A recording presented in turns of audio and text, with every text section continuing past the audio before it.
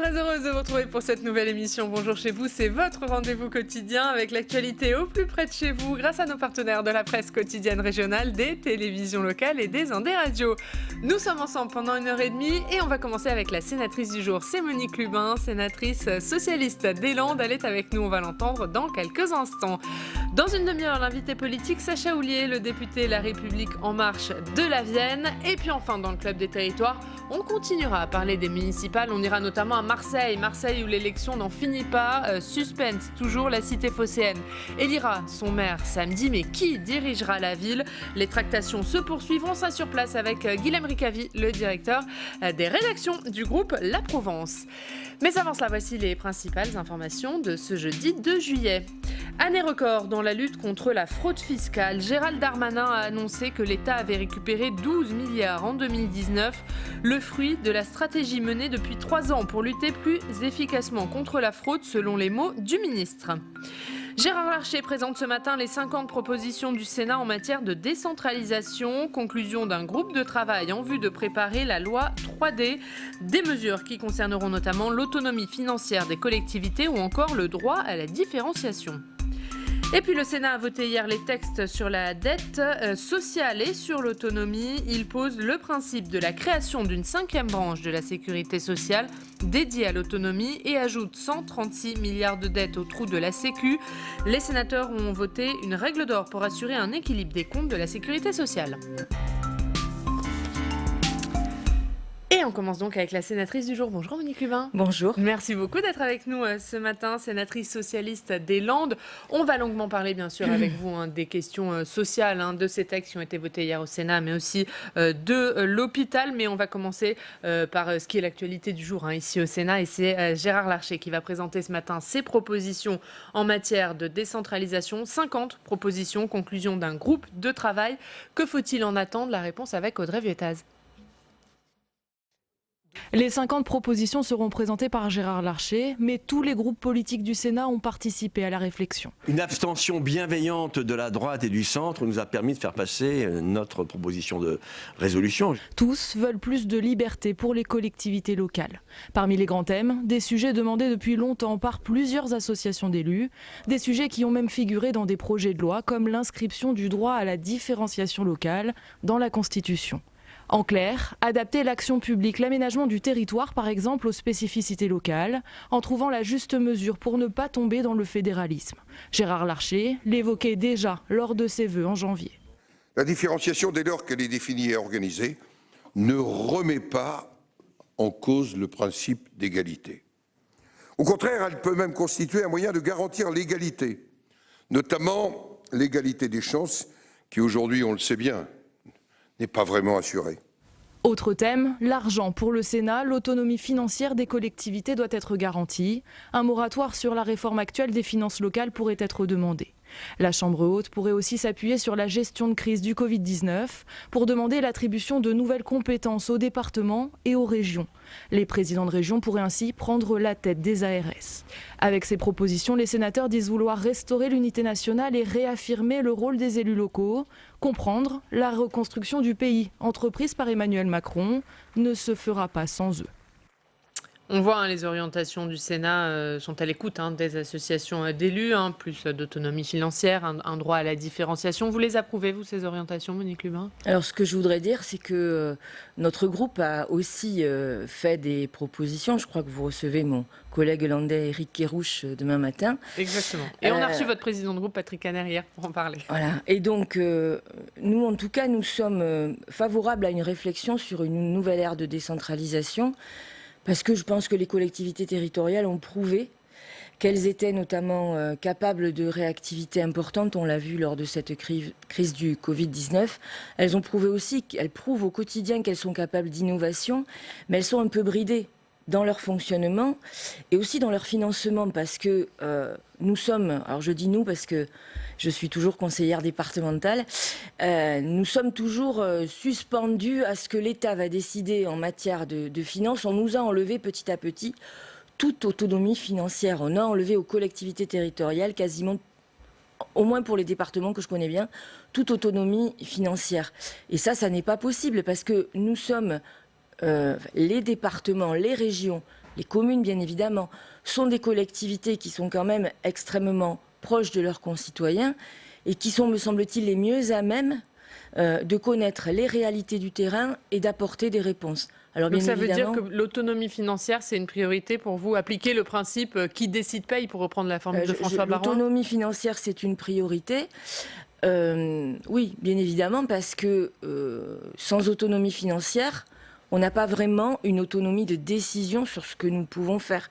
Et il est absolument insupportable qu'à chaque... j'ai envie de dire chaque fois qu'il est nécessaire de faire évoluer les finances nationales, finalement, les collectivités territoriales servent de variable d'ajustement. Ça n'est plus possible. Vous pensez que le gouvernement Emmanuel Macron est prêt à lancer une véritable ère de la décentralisation, et elle doit aller jusqu'où pour vous, vous qui êtes élu départemental, cette décentralisation?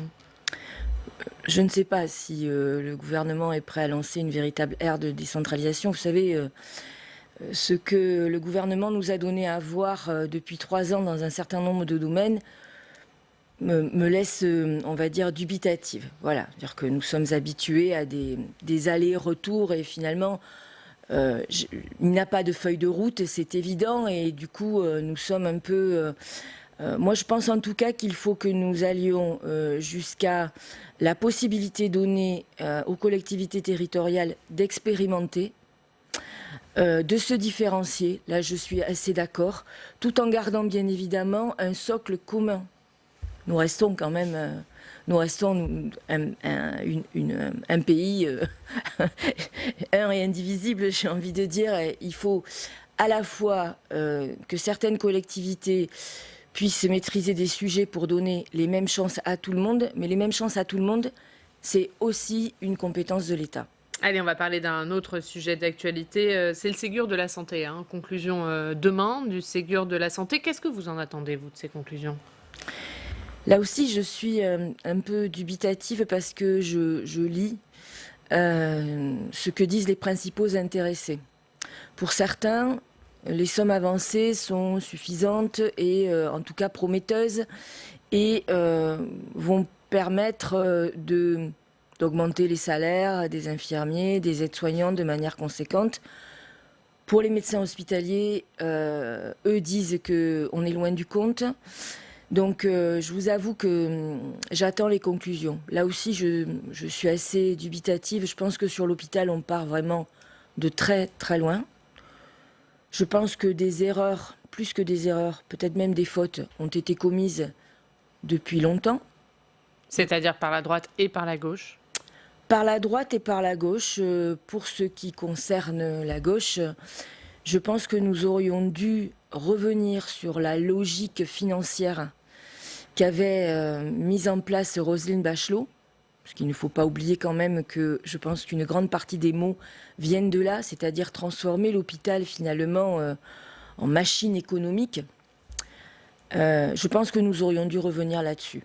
Voilà, nous ne l'avons pas fait, et donc nous partons de très très loin, et ça ne pourra pas s'arrêter là, j'imagine. J'espère que demain, les annonces seront à la hauteur des attentes des personnels soignants, c'est quand même la première des choses, soignants et ceux qui sont autour.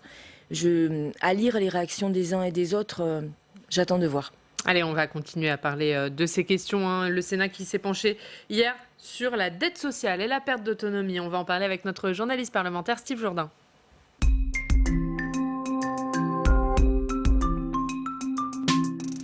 Et bonjour Steve. Bonjour Yann, bonjour Madame Lubin. Aujourd'hui, vous nous parlez donc de 2 textes qui ont été adoptés hier dans l'hémicycle et qui prévoient notamment un genre d'impôt Covid, selon certains élus. Pas de nouvel impôt, pas de nouvelles taxes, disait encore lundi Bruno Le Maire à l'Assemblée. Rappelons pour commencer quelques chiffres. En 2020, la France, c'est potentiellement une récession de l'ordre de 11% du PIB, une explosion de la dette publique qui pourrait atteindre les 120% du PIB et un creusement sans précédent du déficit de la Sécu, un déficit qui pourrait atteindre les 52 milliards d'euros pour 2020. C'est inédit. Des dépenses, alors, ont en effet été réalisées pendant la crise, notamment pour soutenir l'activité économique.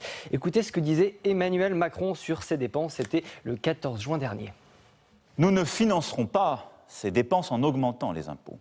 Notre pays est déjà l'un de ceux où la fiscalité est la plus lourde, même si depuis 3 ans, nous avons commencé à la baisser. Voilà, alors officiellement, la ligne n'a pas changé. Il n'est toujours pas question d'augmenter les impôts pour financer le marasme économique. Mais hier, Oriane, vous l'avez dit, 2 textes ont donc été adoptés au Sénat. Des textes qui prévoient 2 choses. Une reprise de la dette de 136 milliards d'euros par la Caisse d'amortissement de la dette sociale, la fameuse CADES, et la création d'une nouvelle branche de la Sécu, le fameux 5e risque, c'est-à-dire la prise en charge des personnes âgées dépendantes. Oriane. Alors, à première vue, les objectifs, les textes n'ont rien à voir, mais pourtant si.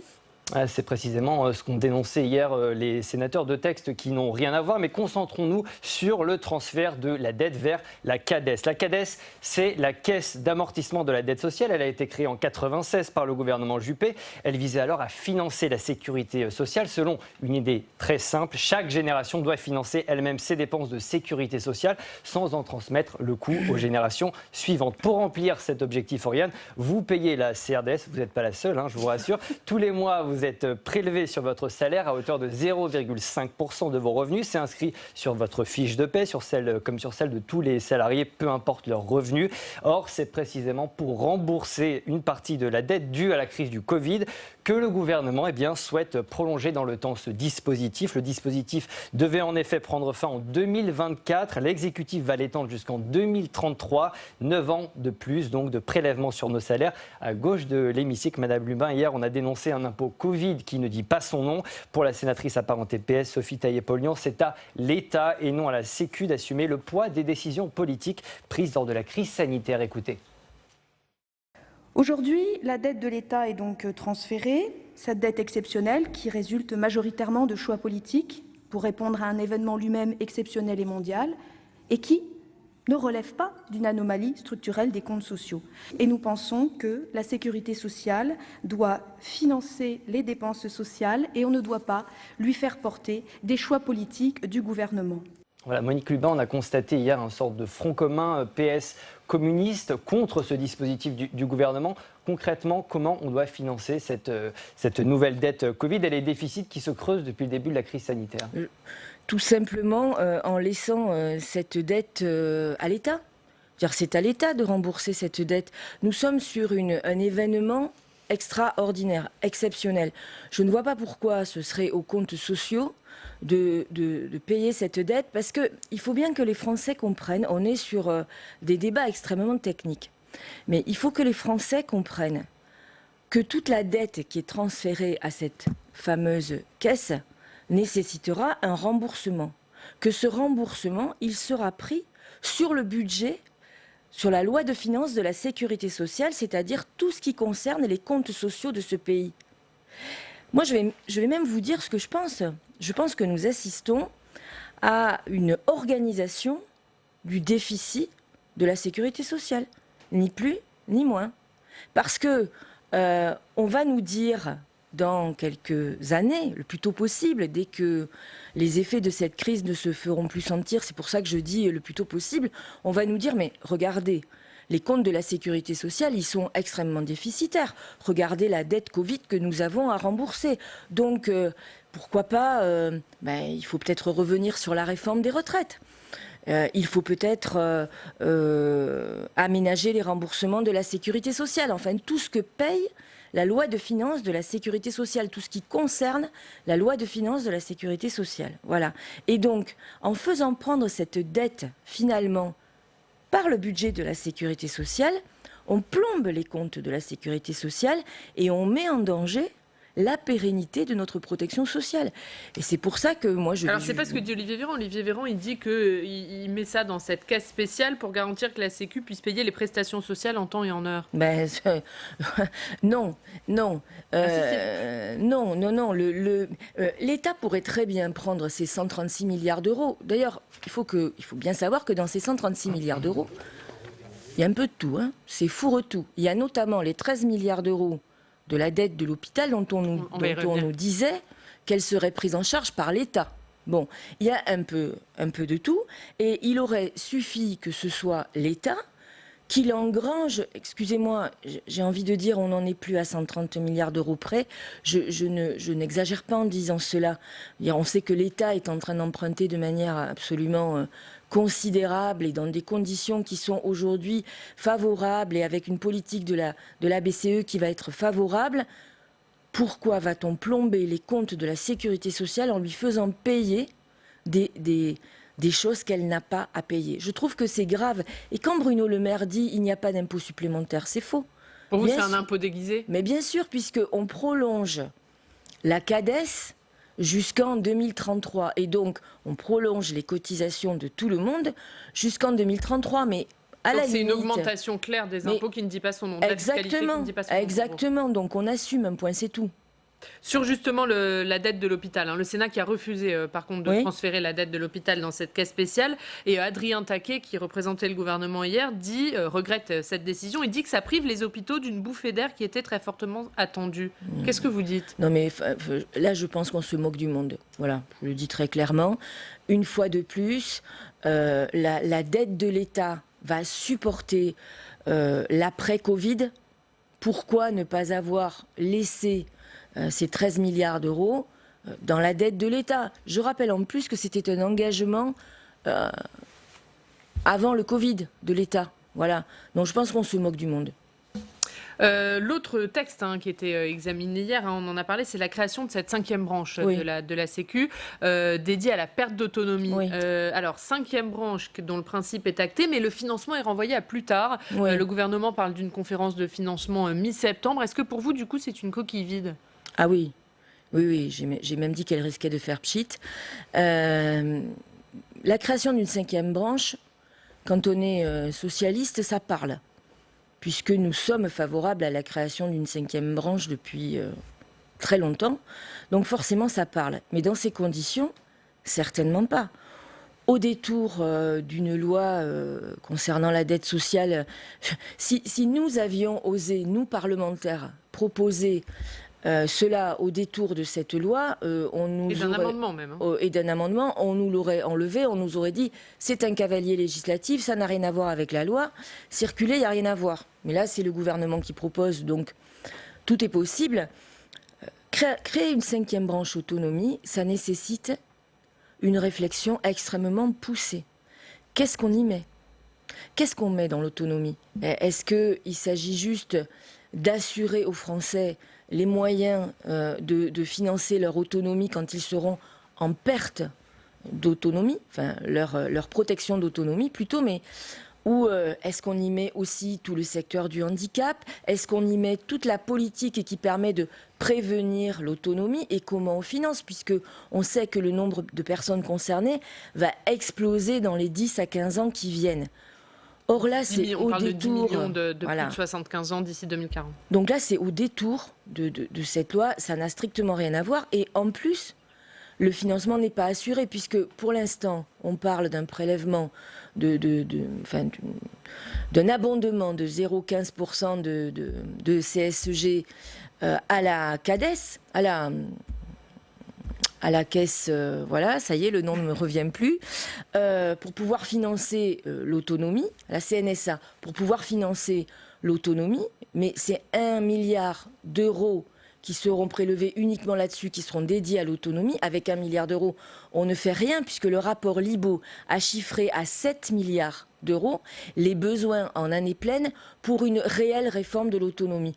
Alors nous sommes favorables à la 5e branche, mais nous demandons un débat très large, une véritable préparation avec un budget adéquat. Parce que là... Donc au-delà de la conférence de financement qui est prévue? Mais bien sûr, mais au-delà, mais bien sûr, parce que là, on n'a rien dit. On n'a rien dit. Qu'est-ce qu'on y met dans cette 5e branche? Alors, on suscite l'espoir. Beaucoup de Français se disent, ça y est, on va enfin avoir quelque chose qui ressemblera à une branche de la sécurité sociale et qui va nous permettre d'envisager notre éventuelle perte de dépendance sereinement. Comme vous êtes malade, vous allez chez le médecin et vous êtes remboursé de vos frais médicaux, et bien là, je pense que les Français vont considérer que c'est la même chose qu'on leur propose. On en est très très loin et je dirais même on n'y a absolument pas réfléchi. Donc moi pour ce qui me concerne, je me suis abstenue. Vous ne pouvez pas voter contre parce que je suis favorable à une 5e branche. Mais je ne pouvais pas non plus voter pour ce qui n'est qu'à mon avis un simulacre. Allez, on va parler d'un autre sujet sur lequel vous avez travaillé au Sénat, c'est l'augmentation des pensions des agriculteurs, des retraites agricoles qui a été définitivement adoptée par le Parlement. Mais vous avez alerté durant l'examen de ce texte sur les femmes oubliées. Comment on répare cet oubli ? C'est simple, en augmentant le minimum de pension de tous les aides familiaux qui sont à 99% des femmes. Je me suis effectivement révoltée parce que cette proposition de loi, bon, d'abord, il faut voir dans quelles conditions elle a été votée. Elle pourrait être votée depuis 2 ans. Mais le même gouvernement qui aujourd'hui la laisse passer nous a interdit de manière brutale de la voter début 2018. Ensuite, il a introduit des amendements. Les députés de la majorité ont introduit des amendements à l'Assemblée pour qu'elle ne soit pas votée dans la version qui avait été proposée par André Chassaigne. Elle sera donc réservée aux chefs d'exploitation. C'est bien. Aujourd'hui, de plus en plus de femmes deviennent chefs d'exploitation. Mais comme cette loi aura aussi un effet rétroactif, si je puis dire, puisqu'elle va concerner les retraités. Dans les retraités, il y a beaucoup de femmes. Il y a tous les aides familiaux qui sont, je le répète, à 99% des femmes. Et quand on sait comment ces femmes ont travaillé, dans quelles conditions elles ont travaillé. Aujourd'hui, le maximum de retraite des femmes agricultrices, anciennes aides familiales, c'est 550 €. Et lorsque leur conjoint décède, si vous rajoutez la réversion, ça fait des moyens de survie qui sont, permettez-moi de le dire, absolument minables.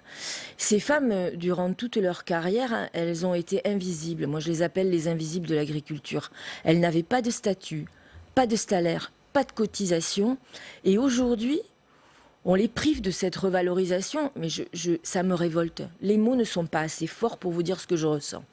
Un dernier mot sur un autre sujet, c'est ce million de chômeurs en plus qui s'annonce. Il y a des catégories oubliées dans ce million de chômeurs, notamment dans le monde de la culture.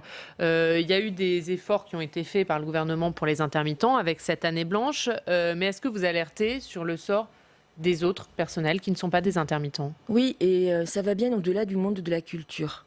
Alors, ils sont en train de commencer à se faire entendre parce qu'ils sont aidés justement par le monde de la culture, mais ça va bien au-delà du monde de la culture et moi, c'est un sujet qui me tient à cœur. Ce sont tous ces contrats d'usage et tous ces contrats courts. Vous avez aujourd'hui, depuis longtemps, des Français qui ont choisi de travailler de cette façon. Ce sont par exemple tous les extras de la restauration. Ce sont tous ceux qui travaillent autour de l'événementiel.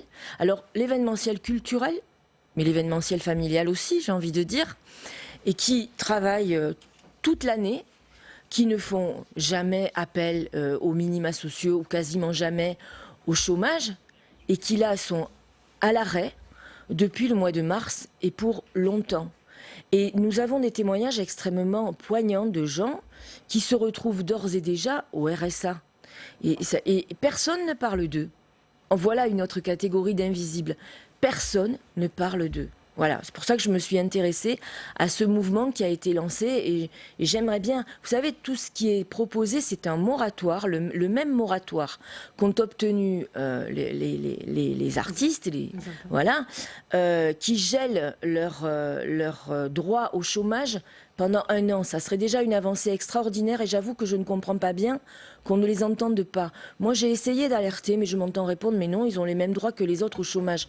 Et quand on voit en plus comment évolue la réforme de l'allocation chômage, ils vont être doublement pénalisés.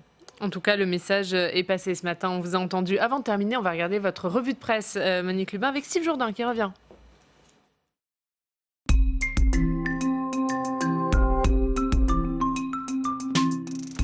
Et Steve, à la une de la revue de presse ce matin, la solidarité dans les Landes. Oui, face à la crise sanitaire, le Conseil départemental des Landes se mobilise. C'est à dire dans Sud-Ouest aujourd'hui, les Landes lancent une démarche participative sur les nouvelles solidarités. Concrètement, il s'agit de faire remonter les initiatives qui ont vu le jour pendant la crise sanitaire et aussi de faire connaître les nouvelles aspirations des habitants. Une plateforme participative a même été créée à cet effet. Monique Lubin, la démocratie participative, c'est devenu incontournable à l'échelon local ? Oui, c'est devenu incontournable et nous n'en sommes pas, j'utilise le nous une fois de plus puisque je suis conseillère départementale des Landes, nous n'en sommes pas à notre première expérience puisque nous avons déjà réalisé un budget participatif en 2019. Oui, c'est important parce que nous avons beau être des élus de terrain sur un territoire rural, il n'empêche que cette crise Covid a fait apparaître des fractures dans la société que nous connaissions, mais bon, que nous n'avions peut-être pas souvent suffisamment appréhendé.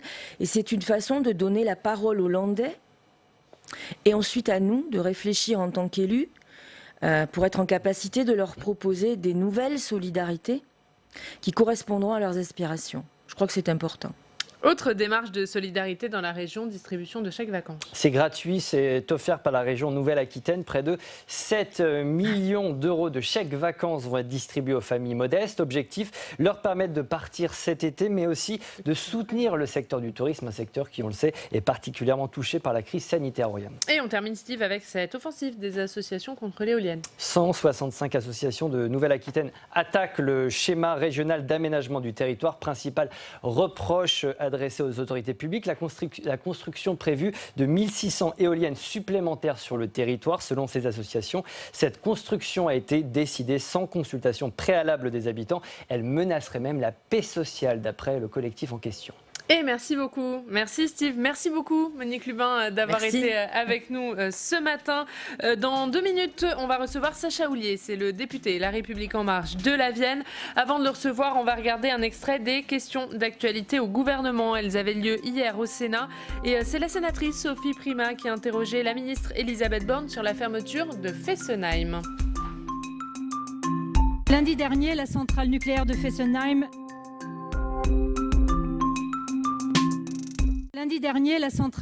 Fessenheim s'est arrêtée. L'énergie nucléaire dont cette centrale est emblématique a permis aux Français de bénéficier d'une électricité 2 fois moins chère qu'en Allemagne. Elle a permis à la France de n'émettre qu'1% des émissions mondiales de CO2, la plaçant très loin devant son voisin allemand. Elle a enfin fortement bénéficié à l'emploi et à l'attractivité de la région alsacienne. La décision de M. Hollande que vous mettez en œuvre aujourd'hui, ce sont près de 2000 emplois locaux qui vont disparaître sans aucune concrétisation du plan de reconversion promis par l'État. Ce sont 400 millions d'euros d'indemnités que l'État devra verser à EDF, comme l'a cruellement rappelé la Cour des comptes dans un rapport particulièrement sévère. Ce sont 6 à 10 millions de tonnes de CO2 supplémentaires par an, le repli vers l'éolien et le solaire ne pouvant conduire qu'à importer davantage d'énergie carbonée. C'est enfin l'exact inverse de ce que recommande le GIEC dans ses derniers rapports qui inclut, quel que soit le scénario retenu, une part significative de nucléaire. Alors, Madame la Ministre, pouvez-vous donc nous dire ce qui a vraiment motivé ce choix ? L'arrêt de Fessenheim incarne l'écologie de responsabilité portée par le Président de la République, le gouvernement et la majorité depuis 2017. Avec cette décision, nous tenons nos promesses, nous transformons en profondeur notre modèle énergétique et nous accompagnons les Français et les territoires dans cette transformation. Avec l'arrêt des 2 réacteurs de Fessenheim, nous engageons la réduction à 50% de la part du nucléaire d'ici 2035, tout en développant massivement les énergies renouvelables. Pourquoi ? Parce qu'un système électrique plus diversifié est un système plus résilient. Et c'est pour ça que nous allons multiplier par 2 la part de l'éolien et par 5 la part du photovoltaïque dans les 10 ans. Mais dans le même temps, le gouvernement est particulièrement vigilant à l'accompagnement des salariés et des territoires. S'agissant des salariés d'EDF, ils seront tous reclassés au sein du groupe. Et s'agissant des salariés des sous-traitants, une cellule de reclassement est en place pour les accompagner. Concernant la reconversion du territoire, 35 millions d'euros ont déjà été engagés. Et il est vrai que la crise a conduit à prendre du retard dans la mise en place des différents dispositifs, mais je voudrais souligner l'annonce récente d'un projet d'implantation d'une usine de biocombustible qui pourrait générer 700 emplois dans le territoire. Donc soyez assurée, Madame la sénatrice, que notre politique énergétique s'inscrit pleinement dans le respect des accords de Paris, de l'accord de Paris, et que nous accompagnons les Français et les territoires dans la transition.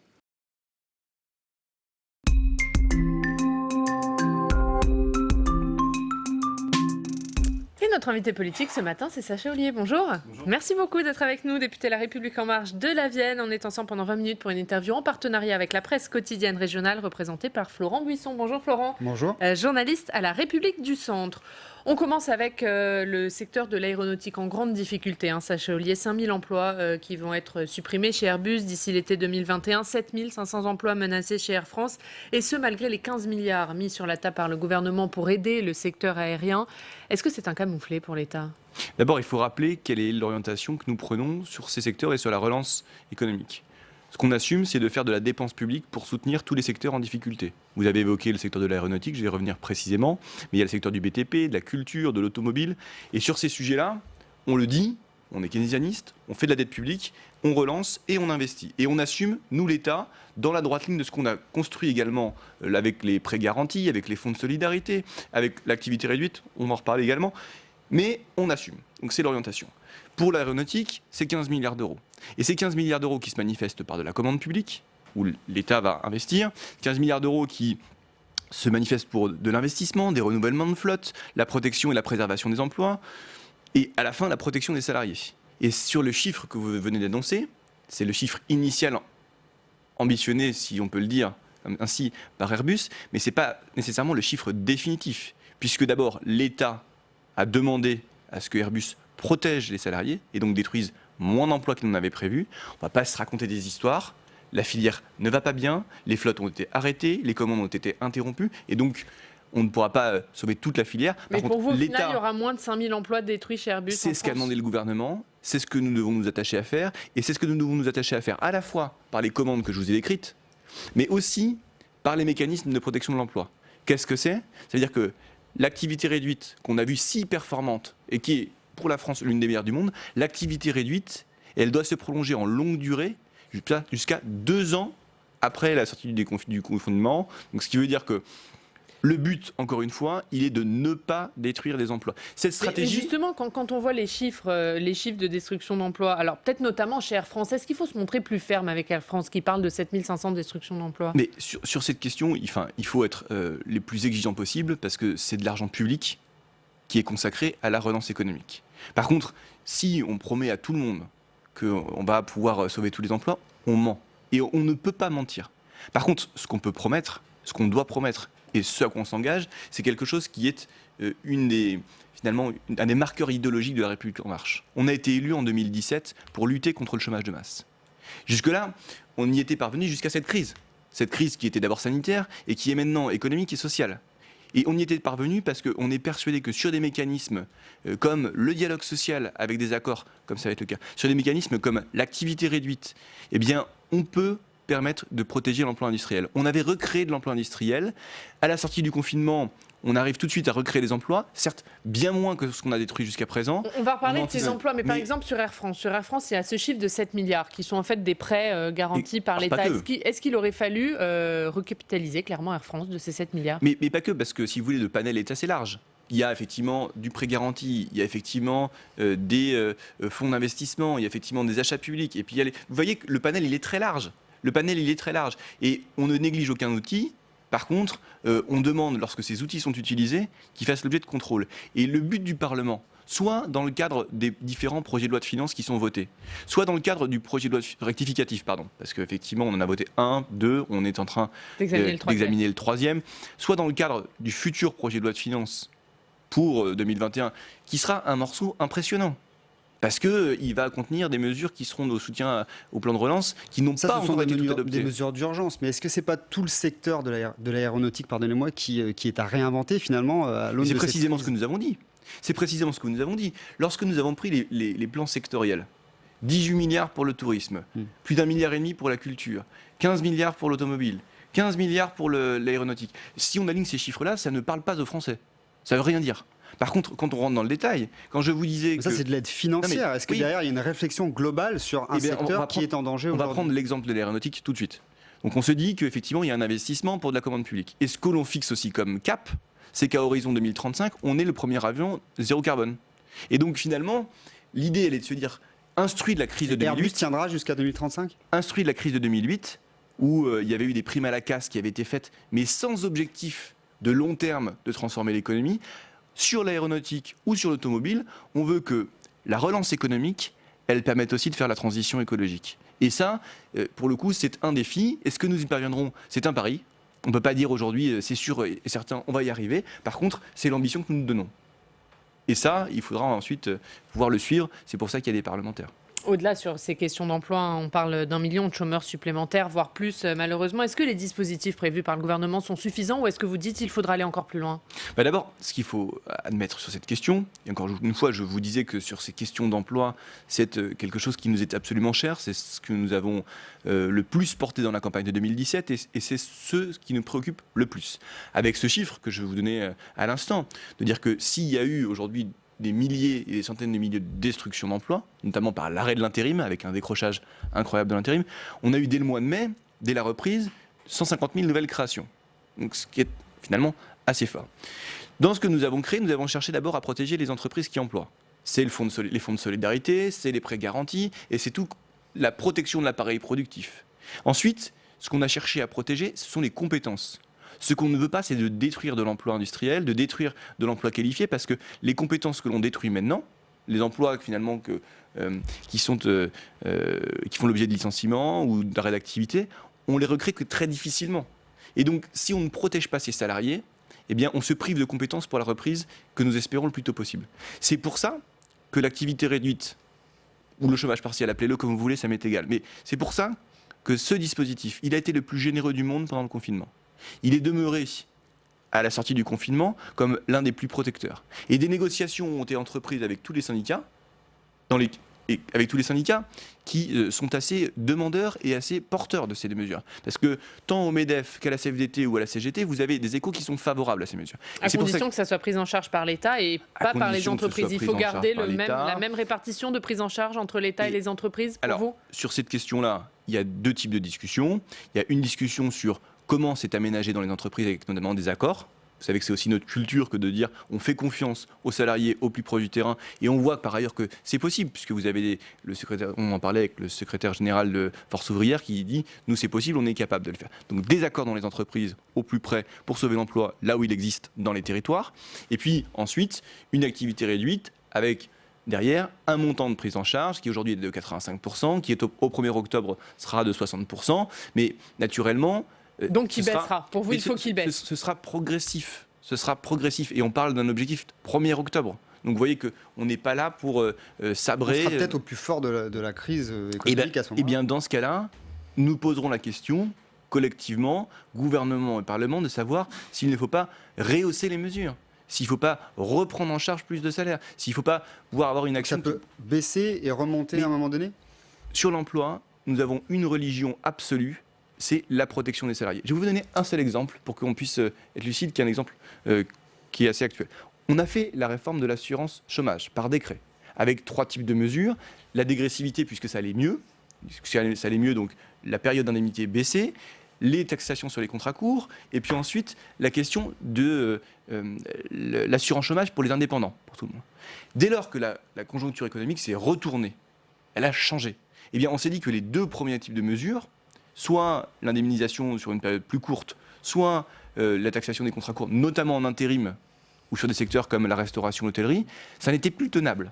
Donc nous l'avons suspendu, avant de voir ce que nous en ferons définitivement. Vous voyez que nous avons un objectif qui est un objectif principal, majeur, ultime, qui est celui de la création d'emplois, et que les mesures pour y parvenir, elles peuvent varier dans le temps, dès lors que nous atteignons notre objectif qui est principal. Cette crise sanitaire, elle a eu des conséquences pour les associations, qui sont souvent vitales pour les personnes en grande précarité. Comment on fait pour aider ces associations? D'abord, moi, j'avais tenu, lorsque les choses ont commencé à rentrer dans l'ordre, à partir du 11 mai où on a déconfiné, à aller voir en premier rang les associations d'aide aux démunis. Donc on peut en citer certaines, c'est les Restos du Cœur, c'est le Secours Populaire, le Secours Catholique, la Croix-Rouge, bref, ou encore Emmaüs, mais toutes ces associations qui ont été en première ligne parce que qu'est-ce qui s'est passé? Qu'est-ce qu'ils disent, ces personnes? Ils disent, on a vu des personnes retirer des colis alimentaires qu'on n'avait jamais connus au préalable. Alors, dès le mois d'avril, il y avait 39 millions d'euros qui ont été déployés ensuite dans les territoires sur les associations de tête de pont pour donner cela. Il y avait cette annonce aussi qui a été faite de la prime exceptionnelle aux plus démunis, qui n'a pas forcément été comprise partout, mais qui était absolument nécessaire. 150 € pour une personne qui touchait le RSA, 100 € pour un ménage qui touchait des APL, le tout majoré de 100 € à chaque fois qu'il y avait un enfant. Et puis, on s'aperçoit que ce n'est pas suffisant. Donc qu'est-ce qu'on fait? Et c'est ce que vient d'annoncer Christelle Dubos hier. C'est 55 millions d'euros en plus. Sur ces questions-là, encore une fois, personne ne sera laissé au bord du chemin. On a bien compris qu'il y avait un problème de précarité alimentaire. On connaît le problème de précarité globale qu'entraîne ce type de crise. Et on sait que finalement, il n'y a pas de meilleur acteur que l'État. Ce qui m'inspire deux types de réactions. La première... Est-ce que les gens viennent chercher ces aides? Pardonnez-moi, je reviens sur les aides dont vous ils parlez. Ils viennent le chercher, oui. Très clairement, parce qu'on sait qu'il y a une difficulté chez certaines personnes en difficulté, justement, à taper à la porte de l'État pour obtenir des aides. Alors, ils viennent le chercher pour une simple et bonne raison, c'est que l'aide que nous avons allouée, qui est l'aide exceptionnelle que je vous décrite, elle était automatique. Et pour ce qui concerne ensuite les colis alimentaires, c'est les associations qui nous font état d'une surfréquentation. Donc, oui, ils viennent. Et quand je vous dis que ça m'inspire deux choses, c'est d'abord que nous sommes assez lucides par rapport à cette situation que nous voulons résoudre. Par contre, il faudra tirer toutes les conséquences aussi de ce qu'est cette politique-là. Et dans la loi décentralisation, déconcentration, bref, dans la réorganisation des pouvoirs, je ne suis pas sûr que les collectivités, dans toutes leurs différences, soient les plus à même d'être celles qui détiennent les compétences sociales. Parce qu'il faut une uniformité sur ce sujet. Et nous en parlions hier. On dit aussi que ce sont elles qui sont les plus proches des citoyens, donc plus elles sont proches de le faire. Pour décliner les politiques publiques. Mais comment expliquer aujourd'hui une différence de versement des prestations sur le RSA, sur les allocations pour les personnes handicapées, sur les APL, sur la protection de l'enfance, parce que vous êtes d'un département à l'autre et que parfois la seule chose qui vous sépare c'est 1 kilomètre. Donc ça doit retourner dans le giron de l'État, c'est ça? C'est une question que nous devons nous poser, c'est une question que j'ai posée hier au défenseur des droits et c'est une question à laquelle le défenseur des droits a émis l'idée, appuyé l'idée que je proposais, qui était de dire que cette compétence pourrait revenir dans le giron de l'État. Et est-ce qu'on gagnerait en efficacité? Est-ce que c'est ça aussi parfois le problème, notamment des APL? Il faudra gagner en efficacité et il faudra surtout gagner en égalité, en équité, dans la façon dont on traite les gens, et parce que ça, pour le coup, dans la crise que nous allons vivre, et que nous combattrons de toute notre force, puisque je crois que c'est notre objectif principal, là encore, il faudra pouvoir se dire qu'on veut se donner les moyens. Donc tout ça ne sera pas forcément un objectif de court terme, ce ne sera pas le grand Big Bang tout de suite, on a besoin d'abord de réagir, et ensuite, quand on a réagi, on tire les leçons. Allez, Emmanuel Macron qui doit présenter les grandes lignes de la suite de son quinquennat, vous nous confirmez qu'il le fera dans une interview à la presse quotidienne régionale demain ? Oui, c'est ce qui est prévu, effectivement. Donc, grande interview. Qu'est-ce que vous attendez, vous, de ce tournant, finalement? Est-ce que vous attendez d'ailleurs un tournant? Est-ce que pour vous, il faut changer de modèle, renverser la table ou pas? Pour moi, le tournant, il a déjà eu lieu, au moins à 3 titres. Et d'ailleurs, il faut dire ce qu'on fait. Il faut l'assumer, il faut le revendiquer. D'abord, le premier tournant, c'est celui de dire « nous sommes pour le retour des garanties et des libertés fondamentales » et la reconstruction de ce contrat républicain. Donc, c'est ce que nous avons construit dans le cadre du déconfinement, pour vivre dans des conditions qui soient les plus normales possibles, ou c'est encore les discours sur le lien de confiance entre les citoyens et la police. Ça, c'est un premier tournant que nous devons assumer comme tel. Le deuxième tournant, c'est ce dont nous parlons depuis le début de l'émission, en assumant que par la dépense publique, par une politique keynésianiste, de centre-gauche, appelez-la comme vous voulez, ça m'est égal, mais par cette politique-là, nous assumons de soutenir à la fois l'économie, mais surtout de protéger les travailleurs français. Et pas que les travailleurs français, les travailleurs en France, pour être plus précis. Ça, c'est le deuxième tournant, avec finalement un côté assumé dans lequel nous faisons de la relance par la dépense publique.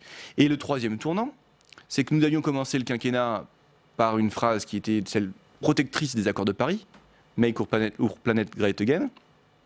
Il se trouve que ce message a vécu, il se trouve que le message n'a plus été forcément entendu, et que les conclusions de la Convention climat, qui font écho à des propositions que nous avions faites sur la réversion thermique, sur l'interdiction des vols à moins de 2h30, sur l'inscription de la... On va en reparler, mais juste sur la philosophie, vous dites que le tournant, il a déjà eu lieu. Ça veut dire que demain, pas de changement de modèle, ça veut dire on continue ce qu'on a déjà commencé à faire, on ne change pas de modèle. Ce que je vous dis, c'est que les grandes orientations, elles ont déjà été posées. Par contre, il faut d'abord les assumer clairement auprès des Français. Mais ça veut dire on assume ce qu'on fait depuis le début du quinquennat, on ne change pas, on ne renverse pas la table dans la deuxième partie. On assume ce qu'on fait depuis le début de la crise sanitaire Et que depuis le début de la crise sanitaire, on assume toutes les leçons que l'on en tire. Si vous faut encore un exemple, c'est la façon dont nous amplifions et nous dépassons finalement toutes les limites que nous étions nous-mêmes fixées sur la question du Ségur de la santé. Avec 6 milliards d'euros d'investissement, avec des augmentations de salaires qui sont non plus des primes, mais des revalorisations de salaire, avec des plans d'investissement qui sont sans commune mesure avec ce que nous avions prévu, de l'aveu même de la bouche du président de la République par rapport à Ma Santé 2022. Ces tournants-là qui sont à la fois sociaux, sociétaux, environnementaux, ça correspond évidemment aux aspirations qui sont les vôtres. On annonce un remaniement dans les prochains jours. Est-ce que clairement, vous vous inscrivez dans la perspective peut-être de faire partie du gouvernement pour porter ces aspirations-là? Mais la question, elle ne se pose pas comme ça. C'est comme ça que je vous la pose. Oui, je sais, mais moi, c'est pas comme ça que j'y réponds. Vous avez été contacté? Non, c'est pas comme ça que j'y réponds. Mais vous avez été contacté ou pas? Je vais vous répondre très précisément. Sur cette question, d'abord, c'est qu'est-ce que nous voulons faire? Et sur cette question, vous savez qu'on était quelques-uns à dire qu'il y avait des choses qui n'allaient pas assez vite. Transition écologique, moi j'avais même déposé cette proposition de loi, qui était une proposition de loi construite avec Nicolas Hulot sur l'article 1er de la Constitution. Protection de l'environnement dans l'article 1er de la Constitution. On avait porté des choses sur qui revient aujourd'hui. Exactement. Et d'ailleurs, qu'on avait construite avec Nicolas Hulot au moment de la révision constitutionnelle. Donc, sur ces questions-là, quelle politique nous voulons faire? Qu'est-ce que nous disons aux Français? Quels sont les messages, les 3 messages que je vous ai décrits sur les garanties des libertés fondamentales, l'emploi ou l'environnement? Quels sont ces messages? À partir du moment où ces messages sont forts, sont assumés, peu importe où nous sommes selon le poste, peu importe que nous soyons au Parlement pour voter les budgets, vous sentir légitime pour porter ces aspirations-là? Peu importe que nous soyons au Parlement pour voter les budgets ou pour porter les lois, peu importe que nous soyons au gouvernement pour en défendre les grandes orientations, le but c'est quel message aujourd'hui la majorité présidentielle envoie aux Français. Si ce message est celui-là, alors là, moi vous me voyez absolument comblé parce que c'est parfaitement la ligne politique que j'ai. Donc du coup vous avez été contacté, oui ou non? Je crois que personne n'a été contacté à ce stade, pas même les principaux ministres, donc naturellement je n'ai pas été plus. Sur cette poussée écologiste qui a vu le jour dimanche, suite aux européennes, comment vous situez la République En Marche par rapport à cette poussée écologiste? Est-ce que vous dites il faut attaquer les Verts, ce sont des opposants très clairs, ou est-ce que vous dites non, il faut qu'on essaye de travailler avec? Là aussi, ça m'inspire plusieurs choses. D'abord, on peut assumer les choses. Nous, on n'a pas gagné dimanche, et quand on n'a pas gagné dimanche, ça veut dire qu'on a perdu. Ça, on peut le dire. La plus grande perdante aussi, c'est la démocratie. Parce que quand vous voyez les taux de participation, on doit quand même tous s'interroger sur le fait que, dans ma ville, à Poitiers, 32% des électeurs sont allés voter. Pour une élection qui devrait être le Graal, si on écoute les spécialistes, de ce qu'était l'élection. C'est souvent ce qu'on met en avant quand on a perdu. Non, mais là, pour le coup, c'est un peu tout le monde qui a perdu avec cette participation. Mais moi, je vous dis... il y en a qui sont élus, il y en a qui le sont pas. Moi, je vous dis sans phare qu'on n'a pas gagné, donc on a perdu. Donc il n'y a pas de problème. Maintenant, je pense qu'il y a une forte décorrélation du local et du national. Parce que, d'abord, c'est l'effet du non-cumul des mandats. Et il faut l'assumer. Ensuite, parce qu'il y a été une erreur, ce non-cumul des mandats? Non, je ne crois pas. Je pense que chacun est à sa tâche et chacun doit être pleinement à sa tâche. Moi, j'ai toujours défendu le non-cumul des mandats. Je n'ai pas changé d'avis maintenant. Et sur ce dernier sujet, moi, je pense que les Verts ne sont pas des adversaires politiques. En revanche, quand j'entends le secrétaire général d'Europe Écologie Les Verts dire hier que la 5G est finalement très consommatrice d'énergie, je ne peux pas laisser passer ce genre de fake news. Donc moi, je suis pour que lorsque l'on avance en commun sur des thématiques qui sont justes, le déploiement de parcs éoliens, l'investissement dans la rénovation thermique des bâtiments, ou en tout cas le verdissement de notre économie, voire même l'approvisionnement de nos cantines par des circuits bio ou 100% locaux, ça, j'ai pas de problème. Donc pas des adversaires, vous pourriez travailler avec eux sur certains sujets. Si c'est pour faire des fake news ou si c'est pour promouvoir des thèses qui sont des thèses anti-développement économique, là par contre... C'est mal parti pour une alliance du coup. Non, mais là par contre, ils nous trouveront en face. Moi, je n'en fais pas des adversaires de principe. Par contre, politiquement, on examinera politique publique par politique publique, si on est d'accord. Mais est-ce que vous êtes favorable à ce que des Verts rentrent au gouvernement? D'abord, il y en a déjà eu. Ensuite, nous en avons même dans notre groupe. Et qui ont quitté la porte avec fracas. Ensuite, nous en avons même dans notre groupe. Est-ce qu'il faut qu'il y en ait qui reviennent? Dans notre groupe au Parlement européen, ils sont même présidents de la commission environnement au Parlement européen. Ensuite, nous en avons dans notre groupe politique à l'Assemblée, et il en reste. Et donc, moi, encore une fois, je vous dis... Mais des Verts qui ne sont pas passés du côté de la République En Marche. Je vous dis, j'ai pas de problème à travailler avec les Verts, au contraire. Par contre, il faut qu'on soit clair sur les politiques publiques. On peut pas accepter n'importe quoi au prétexte d'une étiquette. Et le but de la Macronie, au départ, c'était aussi de faire travailler des gens malgré leur étiquette politique, d'assumer des désaccords lorsqu'ils existent et d'assumer des convergences lorsqu'elles sont là. Justement, pour parler, pardonnez-moi Oriane, de la Macronie, comme vous le dites, on voit aujourd'hui qu'il y a des aspirations un peu plus sociales et plus écologiques de la République En Marche, mais bon, c'est un peu plus compliqué que dans les autres partis. Est-ce que vous vous sentez toujours à l'aise dans ce parti? Est-ce que d'autres mouvements politiques ne portent pas davantage les aspirations que vous portez-vous? D'abord, il faudra me dire quel mouvement politique, parce que ce que je crois lire ou ce que je vois au sortir des élections municipales, c'est un accroissement de la décomposition de la vie politique. Quelle est la droite aujourd'hui dans ce pays? Et un détournement de la République En Marche. Entre autres. Mais quelle est la droite aujourd'hui dans ce pays? La droite sociale, la droite libérale, la droite conservatrice, la droite catholique? Quelle est la gauche aujourd'hui dans ce pays? La gauche écologique radicale, la gauche écologique modérée, la gauche socialiste, la gauche communiste. Donc ça veut dire quoi? C'est qu'à défaut de trouver une maison plus accueillante, vous restez à la République En Marche? Non, ça veut dire qu'aujourd'hui, nous avons fait le pari d'unir à la fois la droite modérée, la droite libérale, les radicaux, le centre-gauche, les écologistes modérés. Est-ce perdu ce pari finalement? Mais je crois pas. Mais je crois pas parce que on voit que ça tiraille un peu de tous les côtés à la République En Marche. Ça n'a pas de traduction locale qui a fait démontrer sa pertinence aujourd'hui. Ça c'est vrai. En revanche, au niveau national, quand vous regardez, important quand même. Quand vous regardez les préoccupations qui sont celles des Français, nous y répondons. Si la préoccupation majeure des Français c'est l'emploi, nous y répondons. Mais le manque d'assises locales, est-ce que ça ne renforce pas, pardonnez-moi Monsieur Houllier, ce manque d'assises locales, est-ce que ça ne renforce pas le côté un petit peu hors sol que peut avoir la République En Marche, en tout cas ce qu'on lui reproche parfois? Alors, sur cette question, ça revient à refaire l'éternel procès du conflit de légitimité. Et si j'allais dans ce conflit de légitimité... Non, vous êtes élu depuis 3 ans, je pense que plus personne ne vous le fait aujourd'hui. Mais, en tout cas, à l'époque, on nous avait quand même beaucoup reproché la participation qui était nettement supérieure à celle des élections municipales. Non, mais sans parler de la participation sur votre manque d'ancrage local. Ce que je veux vous dire... Alors d'abord, moi, j'ai pas de sentiment, y compris même si nous n'avons pas gagné les élections à Poitiers, de ne pas avoir d'ancrage local. Parce que l'ancrage local, il se traduit différemment que la recherche, la quête perpétuelle d'un nouveau mandat. L'ancrage local, il se mesure au nombre d'appels que j'ai reçus d'entreprises en difficulté, au relais qu'on a eu avec les administrations. Oui, vous avez eu des candidats partout et vous cherchez à être élu. Et qui ont été balayés dans la plupart des villes, les candidats. Quand on est candidat, on cherche à être élu. Quand on est candidat, on cherche à être élu. On aura probablement un bilan à faire aussi à la République En Marche sur cette question. On aura des stratégies qui seront probablement différentes dans l'implantation. Qu'est-ce qui n'a pas fonctionné alors dans cette stratégie, on est aussi un jeune parti qui fait qu'on peut assumer que ce que nous avons construit en 2017 ne peut pas se reproduire à toutes les élections. Et on peut assumer aussi que nous avons besoin d'élus qui sont parfois et donc régulièrement aujourd'hui des élus d'opposition, qui devront se faire une expérience politique dans l'opposition, qui devront défendre des dossiers locaux, avant même d'arriver ensuite à des responsabilités. Vous savez, il y a des gens, et je peux prendre l'exemple de l'écologiste qui a été élu à Bordeaux, qui ont fait 40 ans d'opposition avec leurs valeurs. Eh bien, ça ne les a pas empêchés d'être élus à la fin. Et donc, si toute leur vie... Donc vous serez élu dans 40 ans, du coup, c'est ça? Mais peut-être. Mais quand on a des convictions...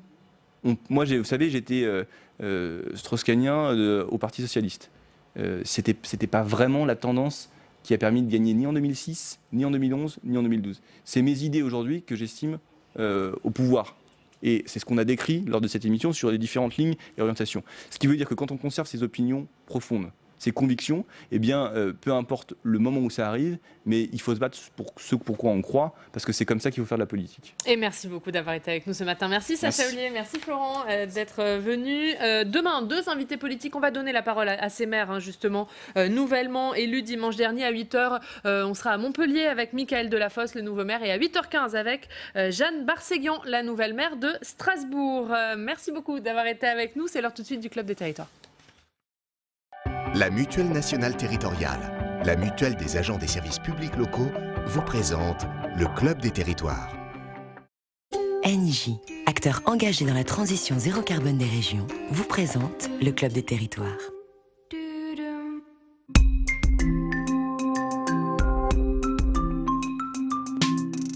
La presse quotidienne régionale et les télévisions locales vous présentent le Club des Territoires. Le Club des Territoires en partenariat avec la presse quotidienne régionale, les télévisions locales et les Indés radios. Avec nous aujourd'hui pour ce club, ils nous rejoignent Thierry Dupont, Jean-Philippe de Rosier et Aurélien Elias. Merci d'être avec nous, messieurs. On va parler des municipales. Et oui, encore et toujours, municipales à Marseille, où le feuilleton est décidément sans fin. Et on va aussi parler de cette poussée écologiste. Peut-elle changer le visage des villes dont les écologistes ont pris la tête? Mais avant cela, on va voir le journal des municipales avec Steve Jourdain.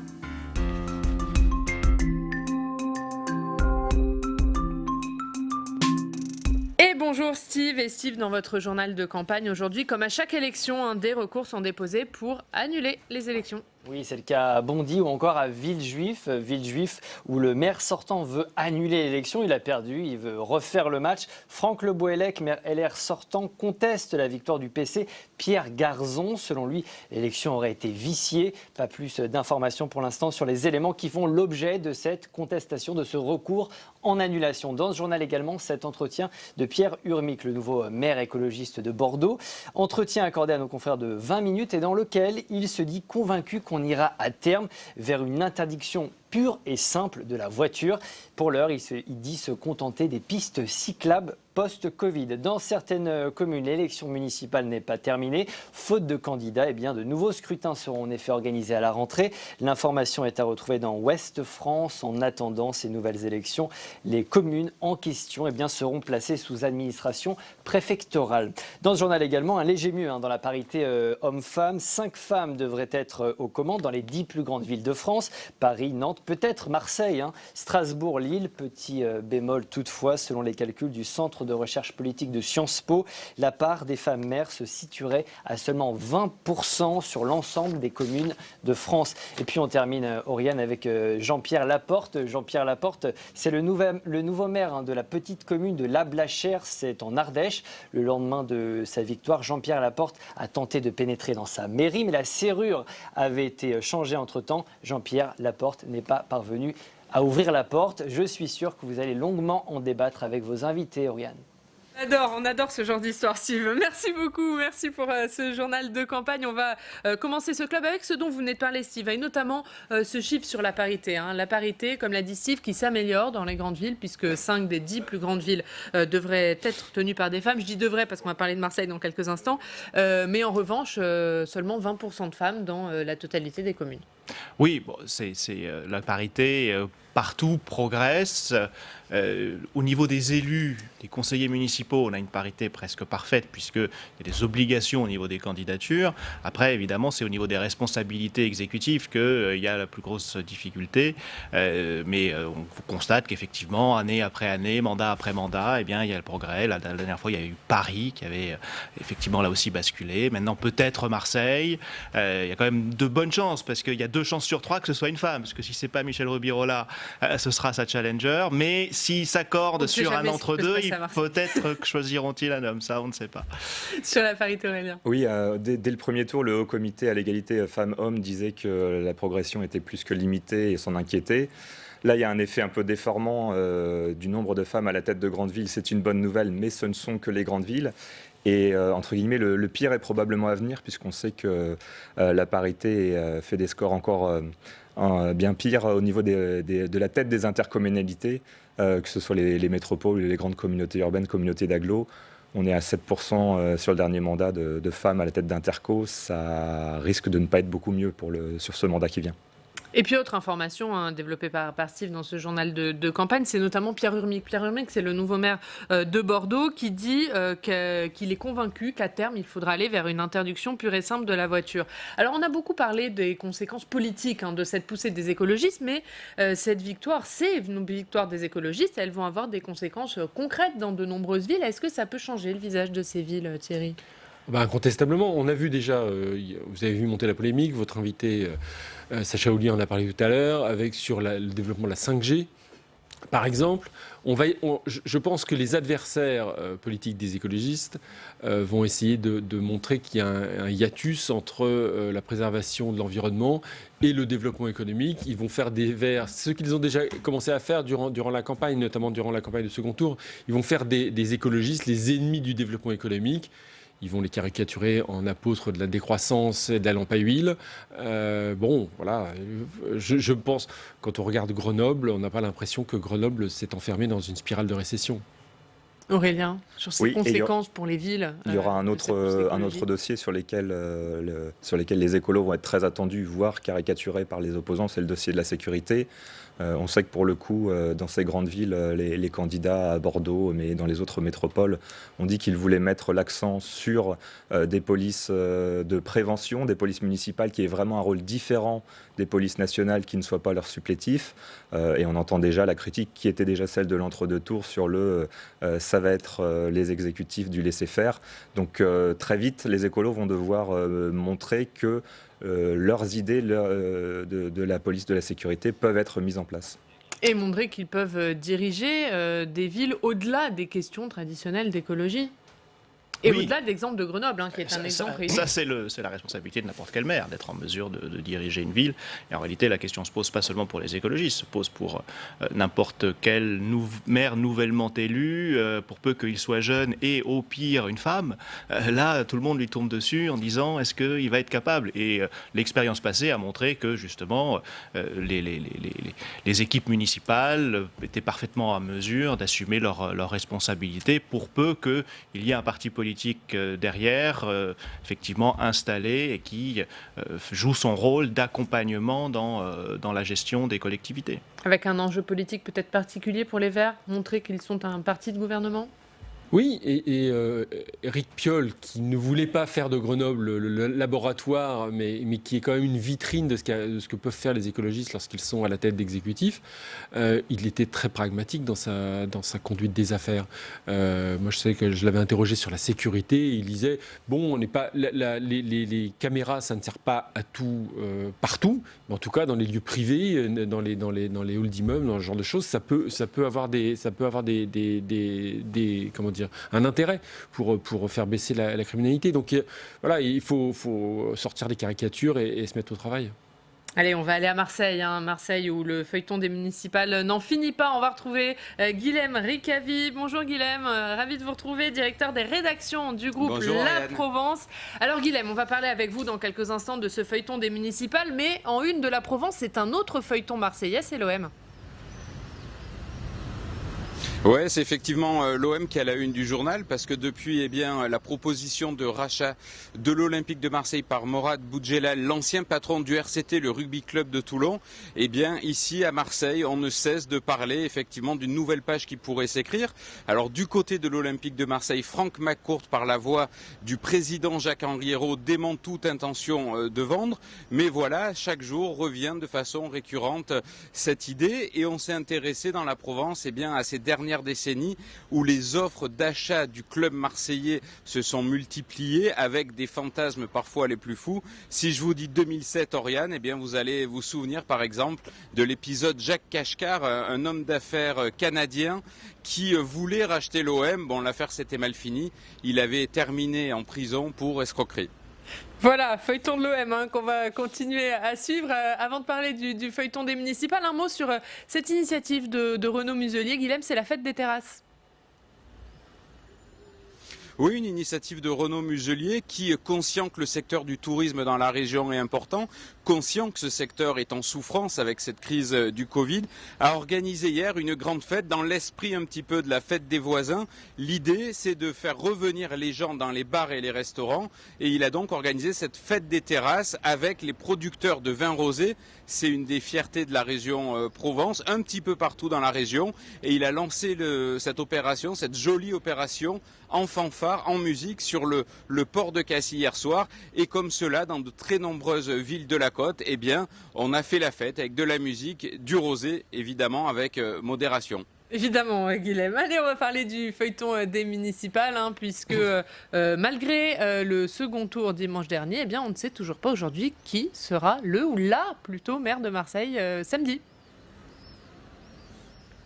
Oui, effectivement, Oriane, un véritable feuilleton. On avait déjà Plus belle la vie à Marseille. C'est un feuilleton à rebondissement qui se joue depuis dimanche soir et ce deuxième tour des municipales. La raison est simple, c'est qu'aucune majorité s'est dégagée de ce scrutin, et nous avons donc aujourd'hui des tractations dans le camp de Michel Rubirola pour le printemps marseillais, qui aimerait récupérer quelques voix, notamment celles de Samia Ghali et de ses colistiers, et la même chose dans le camp de Martine Vassal, qui n'a non plus pas la majorité, qui elle aussi espère que samedi matin, lors de la première séance du conseil municipal, celle au cours de laquelle va être élu le maire, elle bénéficierait effectivement d'autres voix. Les tractations sont en cours. Tous les coups, une fois encore, semblent permis. On s'invective dans un camp comme dans l'autre. On ne sait toujours pas samedi matin ce qui ressortira de cette première séance. 101 conseillers municipaux seront réunis dans l'hémicycle Bargemont et on ne sait pas qui sera le prochain maire de Marseille. Et vous restez avec nous, Guilhem, puisqu'on va parler de Marseille. Un mot peut-être sur votre info. Samia Ghali qui pourrait être la première adjointe de Michel Rubirola. Samia Ghali qui détient finalement la clé de ce scrutin. Oui, effectivement, Samia Ghali a un rôle important. Elle est élue maire de secteur dans son arrondissement. Elle était présente uniquement d'ailleurs dans cet arrondissement au second tour. Et effectivement, les 8 sièges qu'elle représente au conseil municipal feraient bien l'affaire de Michel Rubirola et de Martine Vassal. Samia Ghali, anciennement socialiste, qui n'est plus très en odeur de sainteté justement à gauche, n'a pas spécialement envie d'aller chez Michel Rubirola, qui la courtise énormément, et du même coup, chez Martine Vassal, on espère récupérer ses voix. La dernière proposition qui a été faite, c'est celle de Michel Rubirola. Si tu me donnes tes 8 voix pour l'élection du maire, je te proposerai le poste de première adjointe. Une réunion, d'ailleurs, on l'annonce dans le journal ce matin, doit avoir lieu entre Michel Rubirola et Samia Ghali en fin d'après-midi. Et restez avec nous, Guilhem, on va continuer à parler de ça avec vous. Marseille, c'est le feuilleton sans fin, Thierry. Ils ont supplanté Montpellier. On avait eu la campagne des municipales à Montpellier qui était particulièrement baroque. Et là, c'est l'après-municipal à Marseille qui tient le chapeau. Ça va se jouer à pas grand-chose d'ici là. Et tractations dans tous les coins. On a beaucoup parlé du printemps marseillais, mais à droite, ça commence déjà à tirer aussi dans les coins. Puisque Martine Vassal, qui a été défaite dans son secteur, qui était pourtant réputé imperdable, est maintenant contestée. On voit monter des candidatures alternatives, comme celle de Lionel Royer-Perrault. Guy Tessier se met aussi sur les rangs en une espèce de candidat de recours. Martine Vassal n'y va pas, dit-il. Voilà, donc, et puis toujours cette haine recuite entre Martine Vassal et Bruno Gilles. Bruno Gilles refusant d'apporter ses voix à Martine Vassal si elle reste chef de file de la droite. Bon, je pense que le temps va être encore long jusqu'au conseil municipal. Jean-Philippe de Rosier. Oui, on a là toute la difficulté de ces communes, il y en a 3 en France, non pas à triple niveau, mais quadruple niveau en réalité. On dit toujours l'élection du maire, c'est le 3e tour. Là, c'est presque le 4e tour, puisque à Marseille, comme à Paris et à Lyon, on vote dans des arrondissements ou des secteurs. Dans ces arrondissements, il y a un certain nombre d'élus qui vont siéger au conseil municipal, c'est-à-dire de l'ensemble de la ville, mais il n'y a pas l'effet mécanique qu'il y a dans toutes les autres communes où celui qui arrive en tête remporte la moitié du conseil municipal, puisque c'est le cas dans chacun des secteurs. Et le jeu arithmétique peut faire que finalement, on a gagné l'élection, mais on n'a pas suffisamment d'élus pour avoir une majorité. Et on le voit là très clairement avec Michel Rubirola, qui a gagné, mais qui n'a que 42 conseillers sur les 51 nécessaires pour avoir la majorité absolue. D'où des tractations, effectivement. On ne sait pas qui sera le maire de Marseille, mais il y a une chose dont on est à peu près sûr, dont on devrait être sûr, c'est que ce ne sera pas Martine Vassal. Parce que si c'est Martine Vassal, c'est une véritable trahison pour les électeurs. Martine Vassal a été battue. Elle a été doublement battue puisqu'elle conduisait la droite à Marseille. Elle n'a pas la majorité, elle arrive 2e. Et dans l'arrondissement, dans le secteur où elle devait être élue, elle a elle-même, là, été battue localement. Donc, confier la mairie de Marseille à quelqu'un qui a été doublement battu, ce serait une véritable trahison pour les électeurs. Aurélien, on va écouter Guilhem sur ce sujet. Il y a une dernière hypothèse dans les candidats de recours dont on n'a pas parlé et qui inquiète un peu le printemps marseillais, c'est celle de David Galtier, qui a renversé le maire du 7e secteur, maire Front National, Monsieur Ravière. Et en fait, ça pourrait être ce candidat de recours en mode, il a fait tomber le FN, il connaît bien les quartiers nord, il s'entend bien avec Samia Ghali. Voilà, c'est quelque chose dont on entend parler. Alors, ça ne suffit pas pour faire l'élection, mais c'est quelque chose dont on se méfie dans le camp d'en face. Guilhem, vous avez entendu Jean-Philippe de Rosier dire ça ne peut pas être Martine Vassal, ça serait une double trahison pour les Marseillais. Vous êtes d'accord ? Alors effectivement, il y a deux éléments importants à prendre en compte. C'est la remise en question de cette loi PLM et de ce vote par secteur. Avant même le début du scrutin, des voix à Marseille s'élevaient pour demander la remise à plat de ce système électoral qui effectivement de façon mathématique n'est pas forcément très juste. On peut arriver en tête en nombre de voix globales et finalement ne pas être élu maire, ça c'est la première chose. La deuxième chose concernant Martine Vassal, c'est que dans son camp, on n'imagine pas pour l'instant qu'elle ne se présente pas comme maire lors de cette séance du conseil municipal. Il y a effectivement Lionel Royer-Perrot et Guy Tessier qui ont fait acte de candidature, mais on préfère y voir effectivement des méthodes de leur part pour négocier un poste de premier adjoint en cas de victoire. Les Marseillais ont effectivement le sentiment que Martine Vassal a été battue en perdant ce secteur du 6e et 8e qui a toujours été gagné par la droite et dès le premier tour par Jean-Claude Gaudin. On voit bien la complexité qui se présente. Ce qui a été dit sur David Galtier, ancien général, effectivement, il pourrait s'avérer être une alternative intéressante pour la droite. Il est vierge en politique, il fait preuve d'un engagement réel. Et surtout, il a comme fait d'armes, pour un général ça tombe plutôt bien, d'avoir battu le candidat, le sénateur du Rassemblement national, Stéphane Ravier. Guilhem, on va regarder ensemble la répartition actuelle des sièges, des 101 sièges.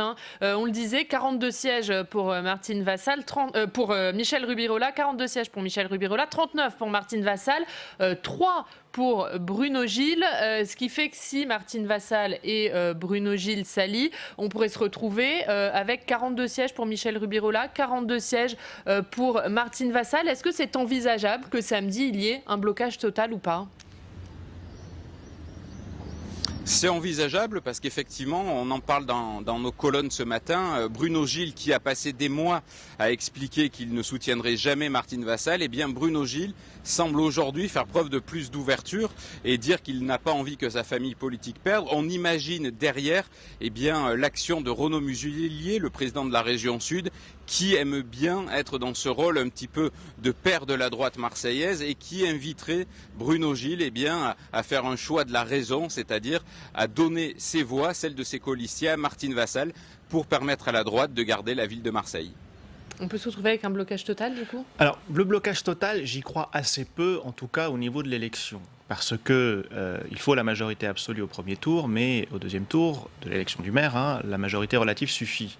Donc Michel Rubirola peut être élu avec 50 voix, c'est-à-dire dans l'hypothèse où Samia Ghali se rallie au printemps marseillais et à Michel Rubirola, par exemple avec un poste de première adjointe, ça fait 50. Et la question, elle se rallie à personne. Alors il y a cette question-là où elle se rallie à personne, mais j'ai tendance à croire, en fonction de la morphologie du vote marseillais, des intérêts politiques de Samia Ghali aussi, qu'il y a presque plus de possibilités, de probabilités que Samia Ghali se rallie à Michel Rubirola que Bruno Gilles à Martine Vassal, alors qu'il a dit et martelé, et même encore après les résultats du scrutin, qu'il ne voterait pas pour Martine Vassal, qu'il ne voterait pas non plus pour Michel Rubirola, mais il peut très bien s'abstenir. Donc il suffit d'une abstention. Avec une abstention, on n'est plus qu'à 100 voix, et à ce moment-là, on peut peut-être voir la question, ce sera surtout que fera le Front National. Est-ce qu'ils feront un cadeau empoisonné à quelqu'un en votant, ou est-ce qu'eux vont s'abstenir ? Parce que pour le coup, si eux s'abstiennent, Michel Rubirola passe en tête. Et Stéphane Ravier qui dit pour le moment, samedi, je serai candidat à la mairie de Marseille. Et ce n'est que le début. Parce qu'une fois qu'on aura résolu cette affaire de l'élection du maire ou de la maire, comment on fait une majorité pour conduire les affaires publiques à Marseille ? C'est là que peut y avoir le blocage. Marseille en a bien besoin, on le sait. Marseille est une ville qui a pas mal de problèmes, qu'il faut qu'elle résolve. Et donc, elle a besoin tout le monde pariait sur un changement de politique. Il fallait passer, changer d'époque, changer d'air. Et comment on fait si on n'a pas de majorité politique stable pour le faire ? Parce que là, on voit bien qu'il y a quand même des combinazioni, comme on dit en Italie, pour essayer de trouver une solution. Mais après, sur le vote de chaque dossier, comment ça va se passer ? Et on suivra avec attention déjà samedi cette élection, Guilhem. Samedi matin, conseil municipal, l'élection du maire de Marseille. Et puis on en parlera lundi, bien sûr, avec vous, Guilhem, et avec Renaud Muselier, dont vous parlez, qui sera notre invité. On va revoir la une de la Provence aujourd'hui sur l'OM. L'OM, objet de désir. Merci beaucoup, Guilhem, d'avoir été avec nous, et on vous retrouve donc lundi. Merci à vous, bonne journée. On va passer de Marseille à Nancy. On va aller à Nancy retrouver Pascal Selciarini, qui est le chef du service région Lorraine à l'Est républicain. Bonjour Pascal, merci beaucoup d'être avec nous. On va aussi parler des municipales avec vous. Mais d'abord, votre une, la une de l'Est républicain aujourd'hui, décharge le début de la fin. Et oui, une une très, très verte pour la Lorraine aujourd'hui, avec notamment la gestion des déchets. Les décharges, c'est vraiment le début de la fin. Sur pas loin de 8 centres d'enfouissement, Suez va en fermer 2. Enfin, il en a fermé un en 2019 et un autre en 2020. Donc, on arrive à une végétalisation, je veux dire, de sites qui à l'heure de l'écologie primaire, sont devenus un peu obsolètes. Ils produisent aussi de l'énergie. Il y a beaucoup de solutions aussi pour récupérer un petit peu d'énergie de ces sites qui concernent 5,5 millions d'habitants et qui concentrent encore 8,8 millions de déchets, donc c'est de tonnes de déchets. Donc c'est vraiment très important. Autre sujet qui concerne l'environnement, à lire aujourd'hui dans l'Est républicain, c'est la région qui mise sur le bioéthanol. Oui. La région Grand Est finance la conversion d'un certain nombre de voitures au bioéthanol. C'est vrai pour 1 millier de véhicules. Les inscriptions démarrent le 1er juillet. L'idée, c'est d'inciter les automobilistes à rouler local, notamment en utilisant l'éthanol de la betterave sucrière. Alors, c'est déjà très contesté par une partie des écologistes qui disent que faire rouler des voitures avec le produit de la terre et de l'agriculture, c'est pas une solution durable à long terme. En attendant, les choses sont là. Je veux dire, la prime de 250 € qui est attribuée en janvier 2019 va être notablement amendée. Et voilà. Donc c'est bio et pas bio en même temps, d'après les écologistes. En tout cas, le litre est à 0,60 €, à 60 centimes d'euros le litre. Et on va parler des municipales, Pascal, municipales à Nancy et à Metz, deux villes qui ont basculé, mais pas dans le même sens. Oui, c'est ça, c'est un peu l'effet miroir entre Metz et Nancy. Nancy, ville de centre droit et de coalition depuis 40 ans, aux mains d'une coalition qu'André Rossino avait tenait de main de fer, bascule de façon historique à gauche avec Mathieu Klein, le challenger qui allait chercher la victoire de façon très nette, avec 9 points d'écart. Et puis Metz, c'est un peu le contraire. Après 2 mandats socialistes de Dominique Gros, la ville repasse à droite avec une marge un peu plus faible pour François Grosdidier, mais malgré tout, 197 voix, ça permet d'être élu. Dans les 2 cas, les lieux de pouvoir, c'est les métropoles. À Metz, François Grosdidier a exprimé le souhait d'être président de la métropole messine. Et à Nancy, il n'y a pas d'ambiguïté, je veux dire, pour Mathieu Klein, qui sera le président de la métropole du Grand Nancy. Très vite, puisqu'à la fin de semaine, le conseil municipal de Nancy est élu. Et merci beaucoup, merci Pascal. On va revoir la une de l'Est républicain, décharge le début de la fin. Merci beaucoup d'avoir été avec nous. Nancy-Metz, une victoire des LR, une victoire du PS. Est-ce que finalement c'est un petit peu symbolique de ce qu'ont été ces municipales, 2 partis qu'on disait moribonds il y a encore 3 ans et qui finalement renaissent grâce à leurs élus locaux? Nancy, c'est l'échec, c'est une autre illustration de l'échec de la stratégie de La République En Marche, qui avait choisi de s'allier avec Laurent Hénart. Et puis, alors même si Mathieu Klein était pas si éloigné que ça de La République En Marche, il a choisi la casaque du Parti Socialiste et il l'a emporté. Il y avait sans doute un besoin de renouvellement à Nancy. De façon plus globale, Nancy et Metz sont des exemples, mais de façon plus globale, pour répondre à votre question, oui, les partis traditionnels, ce qu'on appelait les partis de gouvernement, et qu'on va peut-être appeler à nouveau les partis de gouvernement, de la droite et de la gauche, jouaient très gros lors de ce scrutin, en particulier le Parti socialiste qui était largement défait depuis 2017, et les européennes n'ont pas véritablement annoncé un nouveau souffle. Là, on voit qu'avec les municipales, effectivement, ils commencent véritablement à renaître, et ils jouaient gros. Pourquoi ? Parce que ce sont les élus municipaux, les élus de terrain qui vont rayonner et vont lui permettre de conserver son implantation locale pour obtenir ensuite d'autres élus qui tiennent une autre clé fondamentale qui est celle des finances, puisque les autres élus, ce sont les élus nationaux au Parlement et ce sont eux qui apportent l'argent aux partis, je parle là pas seulement du Parti Socialiste mais aussi de tous les partis, pour pouvoir exister. Et à ce niveau-là, La République En Marche a perdu gros lors de ces élections, beaucoup plus gros que notamment le Parti socialiste il y a 6 ans, parce qu'elle n'avait déjà pas ou très peu d'élus de terrain et elle n'en a pas davantage maintenant, si bien qu'elle peine à s'implanter comme elle l'espérait grâce à ces élections. Aurélien, c'est vrai qu'on a beaucoup parlé de cette poussée écologiste, mais est-ce que ce ne sont pas les Républicains et le Parti socialiste qui sortent vainqueurs de ces élections ? Oui, c'est ça qui est intéressant, c'est qu'il y a eu l'effet de loupe sur les Verts qui prennent des grandes villes, et c'est important. Mais derrière, on a quand même les Républicains qui ont plus que résisté. C'était difficile de faire mieux que la dernière vague bleue, où ils avaient conquis un nombre de villes moyennes et de grandes villes juste en dessous des métropoles qui était très important.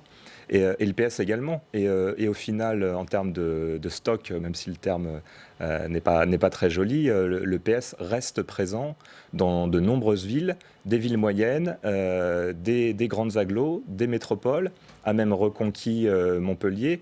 Donc pour le coup, s'il y a bien un parti qui a consacré son ancrage territorial, alors il a d'autres ambitions, mais en tous les cas, il lui reste au moins cet ancrage territorial sur lequel rebondir pour plus tard. Et est-ce que ces ambitions, elles pourraient être assouvies, Jean-Philippe de Rosier ? Est-ce qu'il n'y a pas, notamment chez le Parti socialiste, un risque de n'être qu'un parti d'élus locaux, finalement ? Oh non, je ne le pense pas. Et d'ailleurs, ces élections le montrent.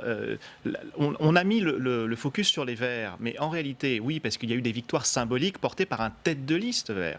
Mais dans de très nombreux cas, à Bordeaux, par exemple, ce sont des listes d'union de la gauche, portées par un vert, mais parfois portées par un socialiste. Paris, c'était une liste d'union de la gauche, portée par une femme, Anne Hidalgo. Et il y a d'autres villes, Lille, où le Parti socialiste a gagné contre les Verts, d'autres villes où les Verts ont gagné contre le Parti socialiste, je pense à Poitiers. Ou Strasbourg. Et donc il y a globalement, ce qu'il faut retenir, cette dynamique d'union de la gauche, et c'est cela qui a toujours fait la dynamique du Parti socialiste, et je crois que là, justement, c'est dans cela qu'il s'inscrit. Maintenant, il faut qu'il la porte, il faut qu'il ait quelqu'un pour la porter, c'est là où il y a un gros point d'interrogation pour ce parti, et qui va lui permettre de rebondir et d'aller de l'avant. Donc je ne pense pas que ce soit qu'un parti d'élus locaux. La claque qu'il a pris en 2017 est très importante et il faut du temps pour se reconstruire, mais lorsqu'on se souvient dans les années 60-70, il a mis beaucoup de temps à accéder au pouvoir. Je ne sais pas si ça prendra autant de temps, plus ou moins, mais il y a une dynamique qui s'est installée. Et ce résultat des municipales et cette poussée, malgré tout, des écologistes, Emmanuel Macron va devoir en tenir compte lors de la suite de son quinquennat, suite qui sera annoncée demain, on l'a appris demain, dans les journaux de la presse quotidienne régionale. Qu'est-ce qu'il faut penser politiquement, ce choix de s'exprimer sur la suite du quinquennat dans les titres de la PQR, Thierry Dupont ? C'est quand même assez régulier. La presse PQR reste un vecteur de communication important pour tout président de la République qui se respecte. Ça lui donne le sentiment de s'exprimer à la France entière et pas simplement aux rédactions parisiennes. Donc voilà, on est dans un moment assez important. Il a commencé à donner l'un des axes de la dernière partie de son quinquennat lundi en recevant les membres de la Convention citoyenne pour le climat. On a vu qu'il y avait il a dit qu'il allait reprendre beaucoup de choses parmi les 149 propositions qui émanaient de la Convention. On attend un remaniement qui doit incarner aussi, d'une certaine façon, cette dernière partie du quinquennat. Voilà, donc là, pour lui, il faut tirer les enseignements des municipales. Donc tout ça, il devrait l'exposer demain. Oui, c'est aussi dans la continuité d'une ligne politique qu'il veut plus proche. Ça avait commencé avec le mouvement des Gilets jaunes où le chef de l'État avait reçu l'ensemble des maires pour montrer qu'il voulait être plus proche des territoires. La crise sanitaire, que ce soit dans ses discours ou dans les offres de l'Élysée, lui aurait fait comprendre, ou du moins concrétiser l'idée qu'il fallait donner plus de responsabilités au territoire. Donc rien de mieux pour ça que de s'exprimer dans la presse quotidienne régionale. Et puis surtout, ce serait assez logique s'il se confirme, et a priori c'est dans les rails, que le chef de l'État veut engager un mouvement de décentralisation, soit de certaines compétences, soit de déconcentration, c'est-à-dire de donner un peu plus de pouvoir à ce couple décentralisation-déconcentration, maire-préfet. Et l'autre sujet sur lequel Emmanuel Macron est attendu, c'est l'écologie, l'environnement. Que faire dans la suite du quinquennat? Il a donné une première réponse lundi devant la Convention citoyenne, avec notamment cette idée de référendum. 2 référendums, pour qu'on soit bien clair. Jean-Philippe de Rosier, est-ce que des référendums sur un tel sujet sont possibles? Alors, des référendums, pour être clair, des référendums sont possibles sur tous les sujets. Ça dépend quel type de référendum.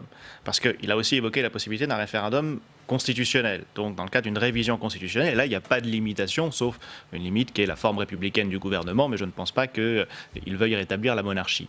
Encore que peut-être, mais en tout cas, là, ce n'est pas à l'ordre du jour pour le moment. Mais pour faire un référendum constitutionnel, il faut au préalable que les 2 assemblées s'accordent sur un même texte, Assemblée nationale et Sénat. Et je suis assez réservé, assez sceptique sur les chances de succès d'un tel procédé. Pourquoi? Parce que une révision constitutionnelle qui aboutit, c'est une victoire du président de la République.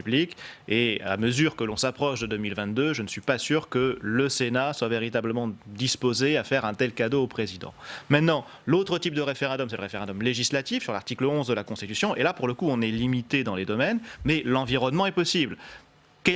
Quelles questions environnementales, les questions de lutte contre le réchauffement climatique, etc. Tout ça, c'est possible. Mais l'écocide, parce qu'il y a véritablement cet enjeu-là, l'écocide, on est à mi-chemin entre la politique environnementale et surtout la politique pénale, puisque c'est réprimer un crime. Et là, pour le coup, la politique pénale ne rentre pas dans le champ de l'article 11. Donc, un référendum proprement sur l'écocide serait quand même assez difficile à réaliser. Bon, et le chemin est encore compliqué, du coup, si on vous suit. Avant de se quitter, on va regarder, messieurs, les unes de vos quotidiens régionaux aujourd'hui.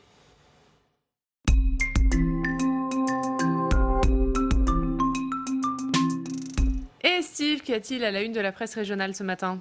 Oui, on commence avec l'Indépendant qui titre sur la ville de Perpignan. Gros plan sur un hôtel de ville en plein déménagement. L'équipe de Jean-Marc Pujol, maire LR de la ville entre 2009 et 2020, est actuellement en train de faire ses cartons. Ambiance de transition à la mairie alors que l'équipe du RN Louis Alliot doit s'y installer ce vendredi. Dans l'actualité également, retour sur le crash social de l'aéronautique. Midi Libre fait sa une sur la chute d'Airbus. On y retrouve un entretien avec Guillaume Faury, le patron de l'Avionneur toulousain. Entretien particulièrement intéressant alors que 5000 suppressions d'emplois ont été annoncées en France. Autre crash social, autre accident industriel, c'est-à-dire dans le Courrier de l'Ouest aujourd'hui. L'entreprise de fabrication de canapés et de fauteuils Buroff Le ferme ses portes. Entreprise liquidée, salariés sur le carreau. La société employait une 60aine de personnes. Et puis on termine avec l'Ardennais. Le quotidien s'intéresse à ces aides promises et retoquées par l'État. Des TPE particulièrement touchés par la crise sanitaire pensaient obtenir un soutien de trésorerie. C'était une promesse du conseil départemental, mais le dispositif vient d'être corrigé par l'État. La colère des professionnels est à retrouver dans l'Ardennais ce matin. Et merci beaucoup Steve pour cette revue de presse. On va regarder vos articles, messieurs. On va commencer par le vôtre, Thierry Dupont, article à lire sur Contexte. Les propositions de Gérard Larcher ont parlé de décentralisation. Oui, c'est la réponse à la demande du président de la République qui avait reçu les présidents du Sénat, de l'Assemblée nationale et du Conseil économique, social et environnemental. Il y a un mois, il leur avait demandé de lui faire part de leurs idées pour contribuer à la relance. C'est la réponse de Gérard Larcher. Il s'intéresse à la décentralisation. Je me suis intéressé à ces propositions. Voilà. C'est à lire donc sur Contexte. Jean-Philippe de Rosier, votre blog, avec cet édito Les yeux vers l'horizon. Les yeux vers l'horizon sur la Constitution décodée, tout à fait. C'est tirer les enseignements des élections municipales de dimanche et regarder un petit peu vers l'horizon, vers ce qui va se passer dans les 2 prochaines années jusqu'à 2022. On a un président de la République qui rentre de plus en plus en campagne, qui essaye de séduire à droite et à gauche pour essayer de retrouver son électorat qui l'a fait président en 2017. C'est très difficile, ça annonce très difficile pour lui, d'autant plus que ces élections municipales ont montré, on l'a dit tout à l'heure, un retour du clivage gauche-droite et des anciens partis de gouvernement qui se réinstallent dans les territoires avant d'espérer se réinstaller au pouvoir national. Et à lire dans le Courrier des maires, la poussée verte au-delà même des cœurs de métropole, Aurélien. Oui, ce qui est intéressant, c'est que quand on laisse passer le flux de toutes les annonces de ces métropoles gagnées par les Verts dimanche, et qu'on creuse un peu, on voit que le vote vert a aussi progressé dans des villages, dans des bourgs-centres, même dans des villes du périurbain, avec un personnel politique un peu différent, mais une certaine homogénéisation de la doxa écologique. Et donc voilà, il y a cette progression du vote écologique qui n'est pas que métropolitain, qui est intéressante à regarder. Et donc à lire dans le Courrier des maires. Merci beaucoup, messieurs. Merci d'avoir été avec nous ce matin. Prochain rendez-vous à 18h avec Rebecca Fitoussi. Nous, on se retrouve demain. Et demain, on aura 2 invités politiques puisqu'on a choisi de donner la parole à ces maires nouvellement élus. Et premiers invités de cette série, eh bien, ce sera Mickaël Delafosse. Mickaël Delafosse qui est le nouveau maire de Montpellier qui sera avec nous à 8h. Et puis à 8h15, la nouvelle maire de Strasbourg, maire écologiste Jeanne Barséguian. Je vous retrouve donc demain et je vous souhaite une très bonne journée sur Public Sénat. La presse quotidienne régionale et les télévisions locales vous ont présenté le Club des territoires.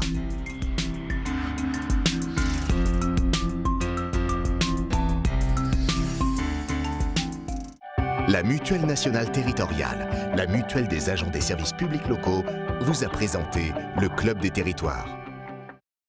ENGIE, acteur engagé dans la transition zéro carbone des régions, vous a présenté le Club des territoires.